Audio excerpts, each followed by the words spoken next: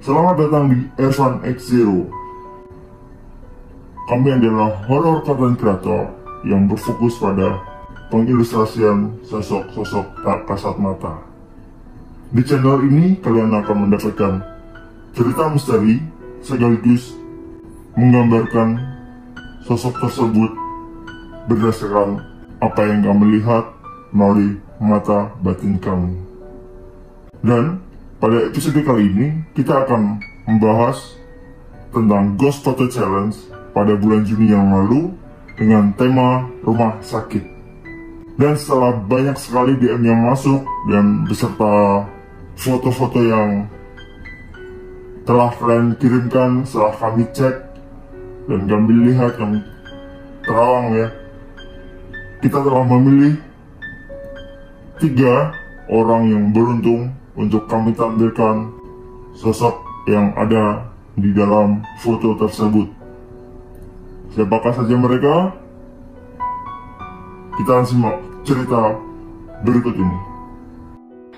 Pengirim cerita dari Instagram @dimasrim. Waktu itu kejadian tanggal 21 atau 22 Februari 2022. Saya sedang nungguin keluarga yang dirawat di salah satu rumah sakit di Semarang.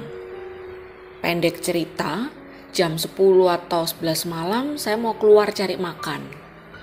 Karena bangsal yang ditempatin di belakang, jadi agak jauh ke pintu keluar.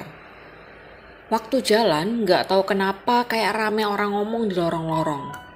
Padahal posisi waktu itu sepi, karena gak ada yang boleh masuk kecuali yang nungguin pasien.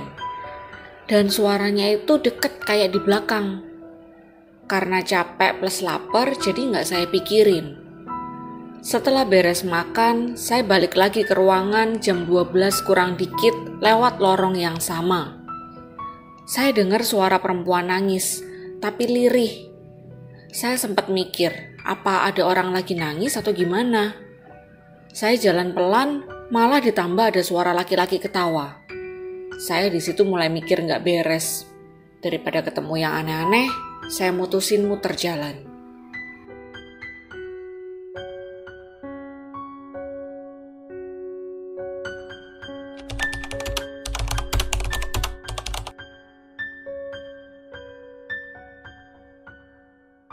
Pengirim dari Instagram @agyuniar.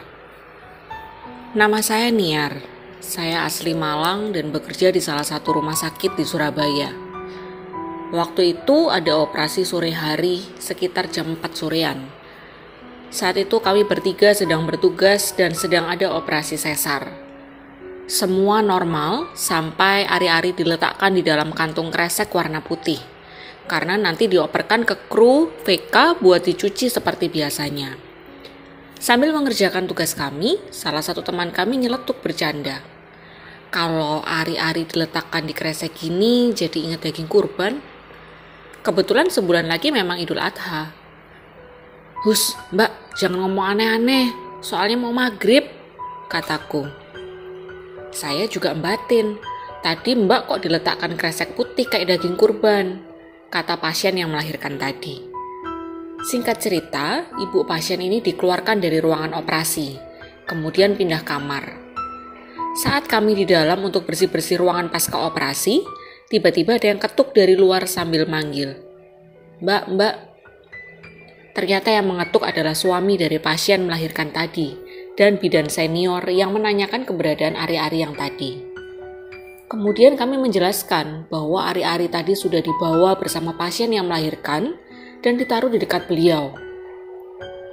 Namun suami dan bidan senior tersebut mengaku bahwa saat pasien dipindah ruangan, di perjalanan salah satu dari kami katanya memanggil mereka dan mengambil ari-ari tersebut.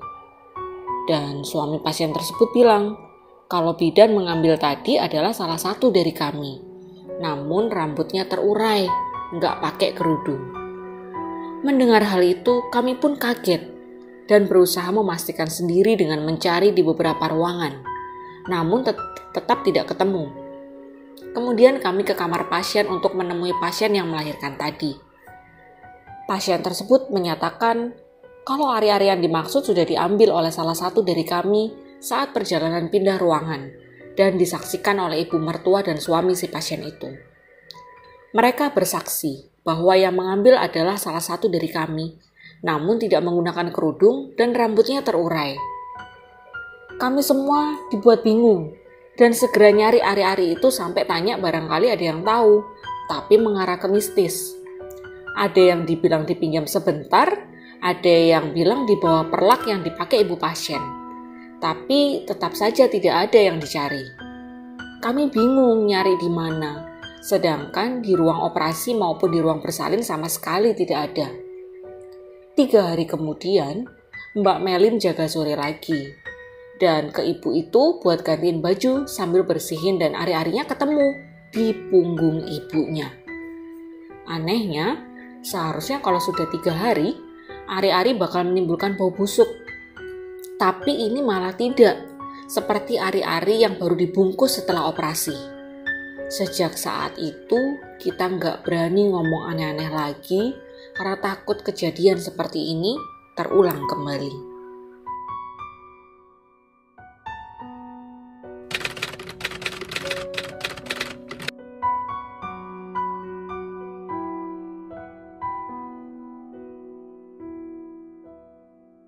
Pengirim selanjutnya dari Instagram @zhr_nurain02. Ceritanya, tepat Senin lalu saya dirujuk untuk melakukan operasi gigi geraham dan saya dituju ke poli bedah mulut dan gigi yang tepatnya di lantai 2. Saya naik lift paling belakang. Kebetulan poli bedah mulut dan gigi bersampingan dengan ruangan endoskopi dan ICU. Sekitar jam 6:30 pagi setelah melakukan screening berkas, saya langsung menunggu di poli gigi tersebut.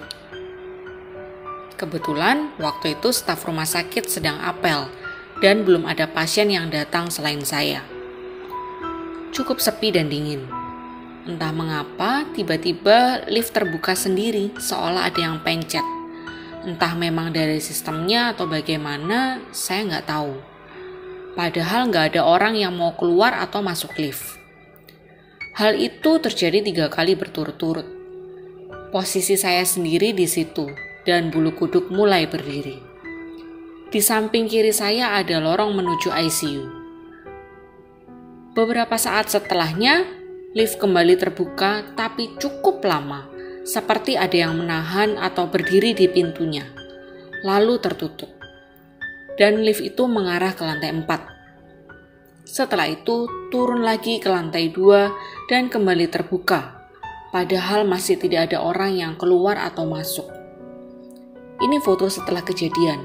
Untungnya sudah ada orang yang antar makanan. Sekian dan terima kasih.